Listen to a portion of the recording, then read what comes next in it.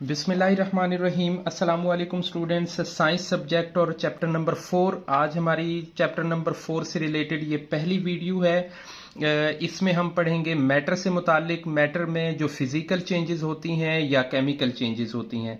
Chapter छोटा सा है लेकिन है बहुत अहम। इसका कंसेप्ट हमें समझना बहुत ज़रूरी है क्योंकि नेक्स्ट क्लासेस के अंदर जब हम 6, 7, 8 की तरफ मूव होंगे तो ये चैप्टर हमें बहुत अच्छे से आएगा, तो हम इसके ऊपर आगे आसानी से इसे हैंडल कर पाएंगे। सबसे पहली वीडियो आज हमारी है फिजिकल चेंजेस से रिलेटेड। स्टूडेंट्स, पेज नंबर 46 है फिजिकल चेंजेस। फिजिकल का मतलब होता है कोई चीज हमें सामने देखने में, अपीयरेंस में, साइज में, कलर में कैसी लग रही है, उसे हम फिजिकल कहते हैं। जैसे हम फिजिकल गेम कर रहे होते हैं, जैसे हम फिजिकल किसी चीज को कलर के हिसाब से, वेट के हिसाब से, उसकी शक्ल के हिसाब से, उसके साइज के हिसाब से देख रहे होते हैं।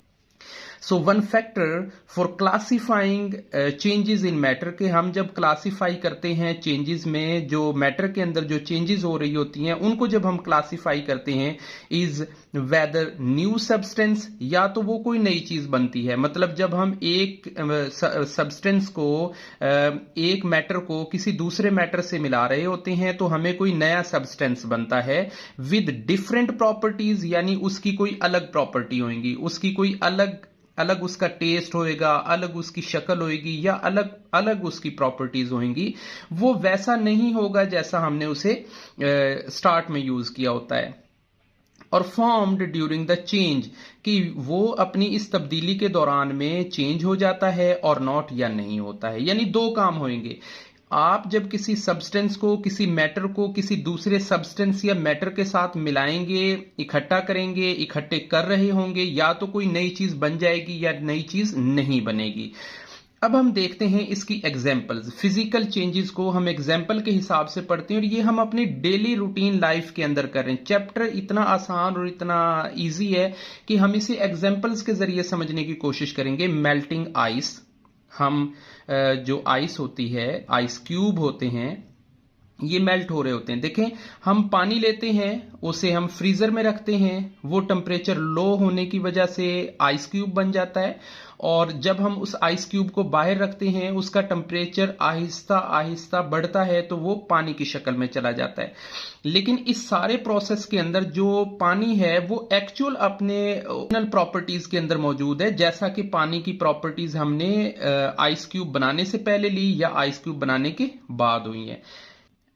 Melting ice, as ice melts, जैसे जैसे हमारी जो बर्फ है, जो आइस है, वो पिघलती है, the shape changes as it acquires the ability to flow, कि जैसे जैसे बर्फ पिघलती है उसकी शेप तब्दील होती है और वो फ्लो करना शुरू कर देती है। उसके अंदर जो सलाहियत है वो फ्लो करने की आ जाती है।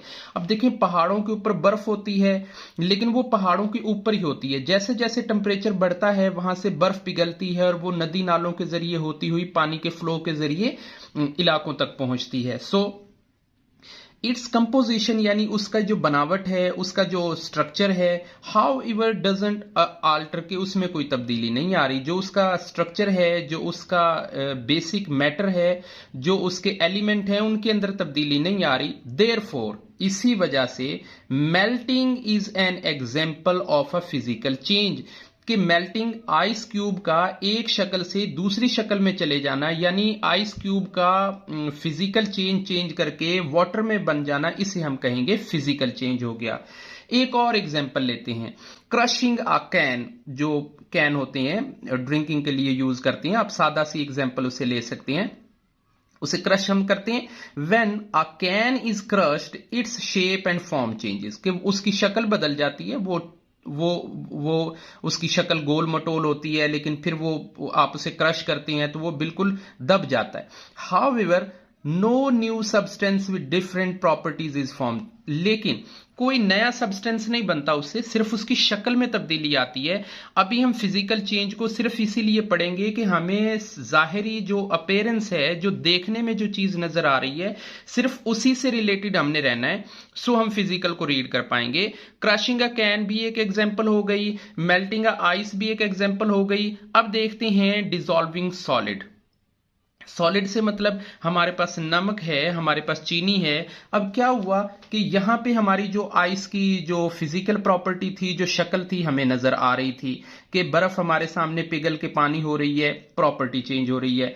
यहां पे प्रॉपर्टी हमारी समझ में आ रही थी कि कैन था, हमने क्रश कर दिया, हमें शेप चेंज हो गई, तो हमने समझा कि ये फिजिकल प्रॉपर्टी है कि उसकी शक्ल बदली, ये फिजिकल प्रॉपर्टी है कि उसकी शक्ल बदली। लेकिन एक तीसरी कंडीशन भी हो सकती है कि हमें वो चीज जो हमारे सामने है वो नजर ही नहीं आएगी, लेकिन इसे भी हम फिजिकल प्रॉपर्टी बोलेंगे। डिसॉल्विंग सॉलिड के किसी सॉलिड का किसी चीज में डिसॉल्व हो जाना, when table salt is dissolve in water and physical change occurs because on the state of matter has changed.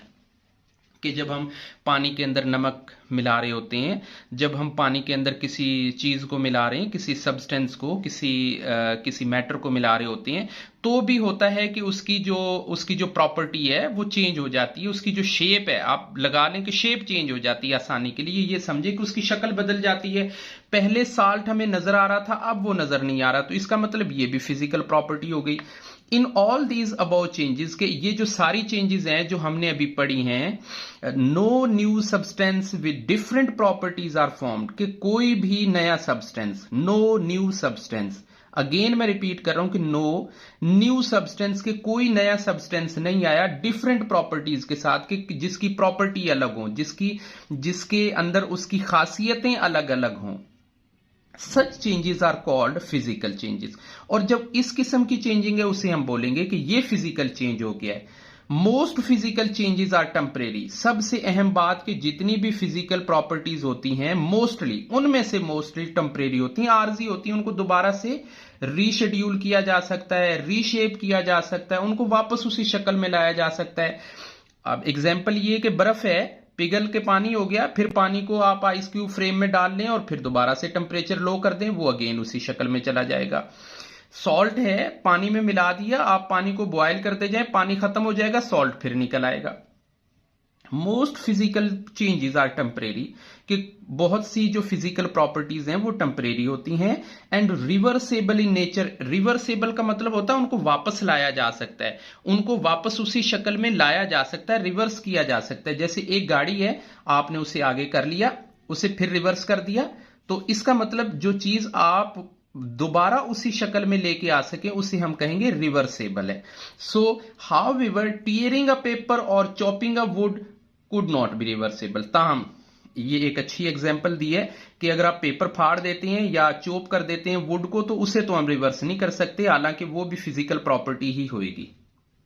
Next, solid is heated.